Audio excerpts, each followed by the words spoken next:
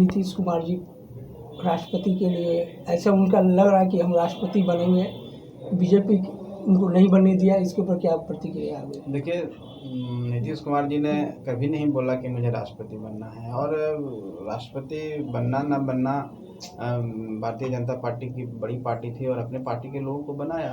अब जो भी बने हैं उनका भी हम लोग ने स्वागत किया है, लेकिन नीतीश कुमार ने कभी नहीं बोला कि हम राष्ट्रपति बनना चाहते हैं। वो बिहार के लिए काम करना चाह रहे थे, बोले हम बिहार में रहना खुश हैं, बिहार के लिए काम करेंगे, और वो कोई मामला ही नहीं है। आज जो बातें आई है, विपक्ष के सभी लोग मिल करके इनको कहते हैं कि नीतीश कुमार जी एक अच्छे व्यक्ति हैं, उनके अंदर शासन करने की सारी क्षमता मौजूद है। तो जब सब चीज़ से वो खरे उतरते हैं सब चीज़ पर, तो निश्चित तौर पर अगर विपक्ष का एक फेस होंगे तो प्रधानमंत्री भी बनेंगे, नहीं तो विपक्ष जिसको मिल करके तय करेगा उसको सब लोग साथ देंगे। ये नीतीश कुमार जी का मुहिम है कि हम विपक्ष को एक करेंगे। बीजेपी आरोप लगाती है कि जंगल राज फिर रिटर्न आ गया है, क्या बोलिए इसमें? देखिए, नीतीश कुमार जी जब बीजेपी के साथ थे तो जंगल राज नहीं है, अब अगर उनसे हट गए हैं तो जंगल राज उनको याद आ गया। एक कोई मामला नहीं है, देखिए उनको नहीं मौका मिला, वो हट गए और छटपटा रहे हैं, सोच रहे हैं कि अब हमारे हाथ से बिहार निकल गया है, अब बिहार निकल जाएगा तो देश निकल जाएगा। क्योंकि नीतीश कुमार ऐसे छवि के नेता हैं कि अगर निकल गए बाहर तो उनके जन समर्थन मिलना शुरू हो जाएगा, उनके खिलाफ वोट होने लगेगा। तो इसलिए जंगल राज पुराना आलाप जो मंत्र है वो रट रहे हैं, रटने दीजिए, उससे क्या होगा। जनता अब वो भूल चुकी है, अब जनता सब चीज़ समझती है। बोल दीदी भी यहाँ पर सब बेरिए केजरीवाल आज बयान आया केजरीवाल के साथ का कि वो अलग नीतीश कुमार का सपोर्ट ऐसे नहीं करेंगे, क्या लगता है आपको कि प्रधानमंत्री बनेंगे नीतीश कुमार जी? देखिए, हम लोग ने प्रोजेक्ट नहीं किया है, और ये बिहार की जनता और देश की जनता चाहती है नीतीश कुमार जी को प्रधानमंत्री। नीतीश कुमार जी के पास वो सारी काबिलियत है जो एक प्रधानमंत्री में होना चाहिए। उनके पास वो सारा एडमिनिस्ट्रेशन की शक्ति जो होती है, एडमिनिस्ट्रेशन का जो सीख होता है, समझ होता है,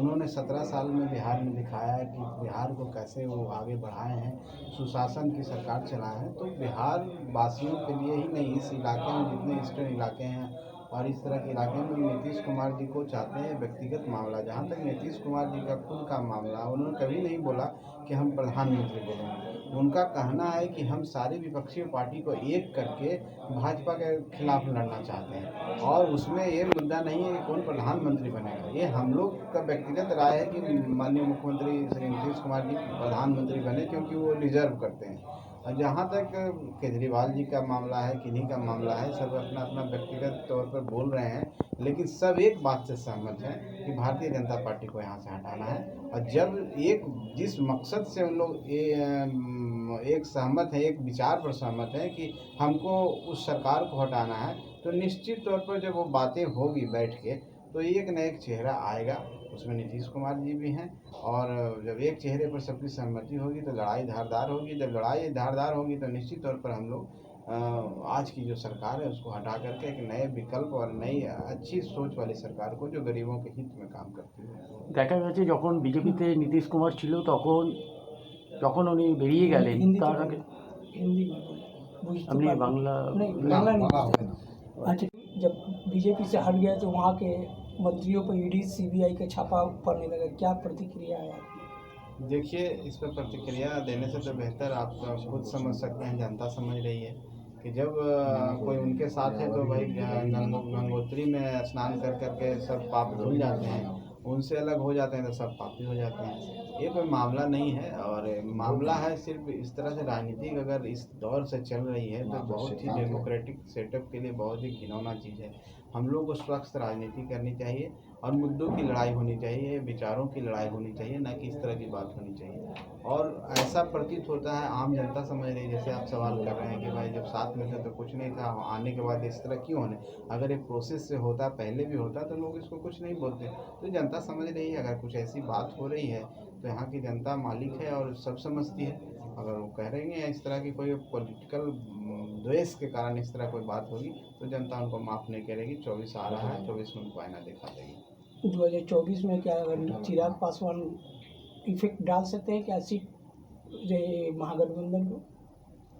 देखिए, चिराग पासवान जी से मेरी सहानुभूति है, एक युवा नेता हैं, और लेकिन बेचारे अभी मेहनत कर रहे हैं, उनको और मेहनत करने की ज़रूरत है। वो कोई फैक्टर नहीं है बिहार में और अपनी ज़मीन तलाश रहे हैं। मेरी शुभकामना है कि जल्द से जल्द उनको वो ज़मीन मिले, उनको भी कुछ स्थान मिले। बाकी बिहार में कोई फैक्टर नहीं है। बिहार में जातिवादिता के ऊपर बेसी वोटिंग होता है, कास्टिंग के ऊपर।